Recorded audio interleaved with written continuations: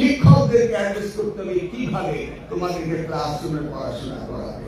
সারা বছর বসে থাকবো, বছর শেষে শুধু পরীক্ষা দেবো, এই লেখাপড়া নয়। প্রতিদিনের ক্লাসরুমে সঠিকভাবে লেখাপড়া করাতে হবে এবং মূল্যায়িত করতে হবে তোমাদেরকে, তোমরা তাদের সাথে ঠিক করে এগোতে পারছো কিনা। এই জন্য আমরা চায়নার সাথে টেকনিক্যাল এবং জেনারেল এডুকেশনে আমরা টিচার্স ট্রেনিং প্রোগ্রাম হাতে দিচ্ছি।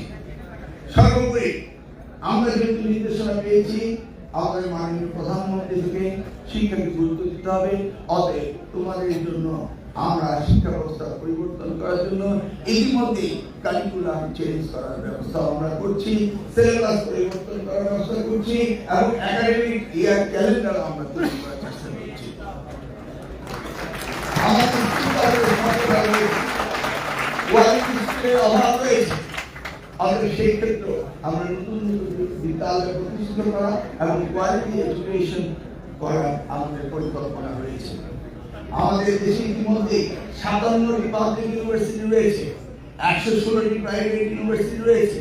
সংখ্যায় কিন্তু আমরা কম নই, কিন্তু আমরা কোয়ালিটি এডুকেশন দিতে ব্যর্থ হচ্ছি। এই দায়িত্ব তোমাদের নয়, এই দায়িত্ব আমাদের।